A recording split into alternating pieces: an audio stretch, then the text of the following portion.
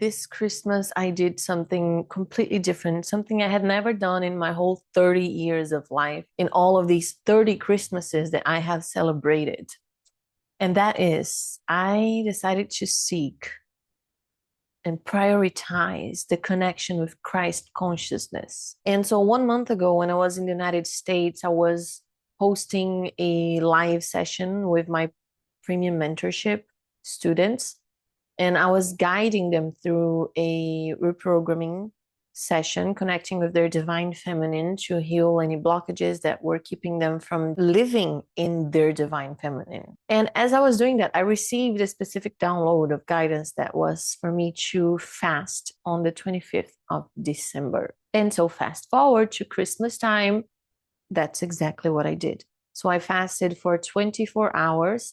And at the end of those 24 hours, I drank a cup of sacred ceremonial cacao, and then I fasted for 12 more hours.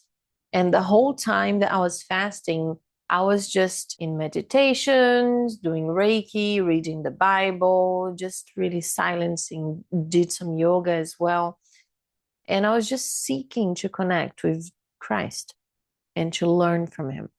And so in one of those meditations, I got guidance that I was meant to call in and gather all my family for us to watch one specific episode of The Chosen. I love that series, that TV series so much, which is the TV series that tells the story of Jesus. The specific episode that we were meant to watch was the episode that tells the story of Simon, who becomes Jesus' disciple later on, called Peter. But so Simon, I don't know if you have watched it. I don't know if you have read about it. So for the sake of clarity and context, I'm going to briefly tell what his story is about.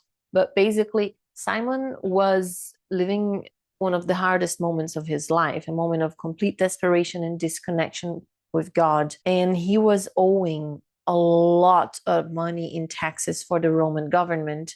And because of that, he was being threatened of not only losing his house, but also losing his life. And in a desperate attempt to solve things, he started breaking the law of the Shabbat, which is a law of resting and praising God on Saturdays. So Saturdays, you're not allowed to work. It's the day for resting and praising God. And so he started breaking that law and working on Saturdays. So pay close attention. He started working even harder. He started putting money as a priority, money and hard work as a priority, and he started letting go of God as a priority, of connecting to source, of praising God in life, of resting and prioritizing family. He put money and work on a pedestal, and he stopped glorifying God, and he stopped believing in God. He started losing his faith. And here's a proof that hard work and lack of faith do not give you results. In fact, they just put you on a rabbit hole that makes things worse and worse and worse and harder for you.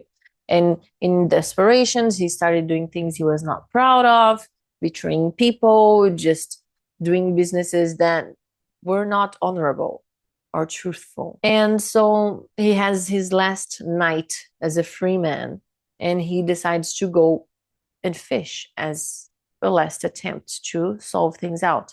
And he spends all night long fishing. And here is the point. The fact that he went fishing should mean that he has a little bit of faith, right? That I don't care if I only have one night, a miracle can still happen. But the energy from which he was taking that action was an energy of lack, ungratefulness, desperation, and anger. So he went fishing, but he spent all night, as he would throw the nets, he would be complaining to God and angry at God and just not believing, and in a terrible energy. It's such a horrible frequency. And it's a frequency in which most human beings are, actually. A frequency of scarcity and disbelief and frustration and anger, and most of all, ungratefulness. Because even though he was going through troubles, he was not being grateful for the fact that he was alive. He had a home, he had a wife, he had a boat he could fish, he had nets, none of that. He couldn't see any of that. He was just completely ranting at God and complaining, and how can you do this? You really like torturing us as a people, and, putting himself in a victim role. And so, of course, he did not fish a single fish. He didn't gather a single fish because what he was throwing out into the ocean was just ungratefulness, anger, disbelief, and lack. So how is it that he can put that out into the water and then receive abundance back? How is it that he can receive blessings back if what he's putting into the world is curse? That is the law of attraction explains right there and then. You throw it into the ocean, and what you fish is what you threw in. Same as you harvest what you plant. And so the morning comes, he did not fish anything. He goes back to the shore, and there he finds Jesus. Jesus asks to get into Simon's boat. And initially, Simon says, I don't have time for this. I have to go. Pay close attention right there and then. Yet again, Jesus is inviting himself. Jesus is trying to get into his life and bless his life. And he's saying, I don't have time for this. Why doesn't he have time for this? Because he has to go prioritize his problems. Because he sees himself as a dead man already. Because he lost hope and faith. So he has no time. And that's the standard programming that most people live in nowadays. But fortunately, Jesus insisted, and so he accepted and allowed Jesus to come into his boat. And from there, Jesus asks him to throw the net one more time. Now, bear in mind, pay close attention to this. He spent all night in the deep, deep ocean, throwing the nets, and not a single fish came up. Now, he's in the shore. So if you look at the circumstances, the facts, right? He spent all night there. There is no fish in the sea. Now he's in the shore. Of course, you're not going to fish anything in the shore, right? Those are the external circumstances, and they show you that it's impossible. But in Jesus and in God, all things are possible. Circumstances don't matter. Only your state of being matters. And so, not because of Simon's faith, but simply because he allowed Jesus in. And he took an action that was guided by Jesus' direction. Jesus told him, throw the net. And so he threw. So by the power of Jesus, because he did as Jesus told him to, he threw the net in the most unlucky of circumstances, in the circumstances that definitely were screaming that it's impossible. And he made the impossible possible. The nets became so full with fish, they started ripping. The boat started sinking because it had so much fish, it couldn't even sustain it. That is the level of unlimited abundance that is available to you. And you do not need to put on extra working hours into it. You do not need to sacrifice yourself. You do not need to sacrifice your time with God and with family and with praising life, with gratitude. None of that. You need to have time for these. If you don't have time for these, then you don't have time for blessings. Then you will stay stuck in the rat race, working harder and harder and harder and never getting the results and just becoming more and more unhappy and ungrateful and empty. So you don't need to put in extra hours. You don't need to work on Saturdays. You don't need to live a life where you don't have time for the things that truly matter.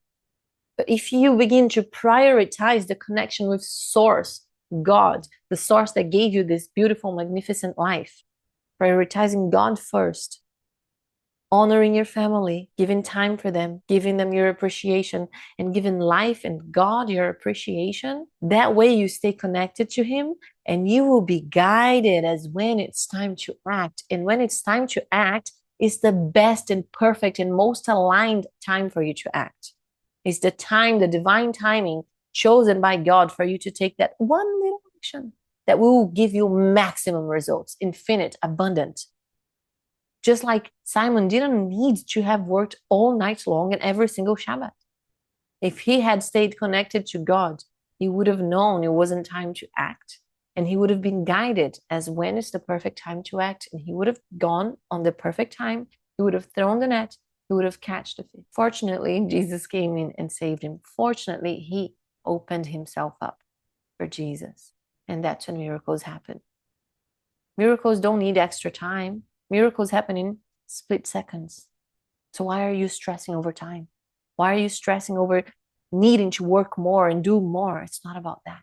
It's about surrendering to the divine, unlimited love and abundance and allowing yourself to be guided so you take the best, most aligned action that will give you maximum results in loving abundance. So this is the message I have for you today. Thank you so much for being here with me. And if you want to stay close, to connect more with me, learn from me, and reprogram your subconscious mind so that you can break free from these limitations of scarcity, of lack of time, of not enoughness, of unworthiness, so that you can truly open up your channel to just connect to the source more than ever and be completely guided to this unlimited abundance, it would be an honor to guide you. Have a look on the links in the description or talk to me on Instagram, and I'll see you on the next video.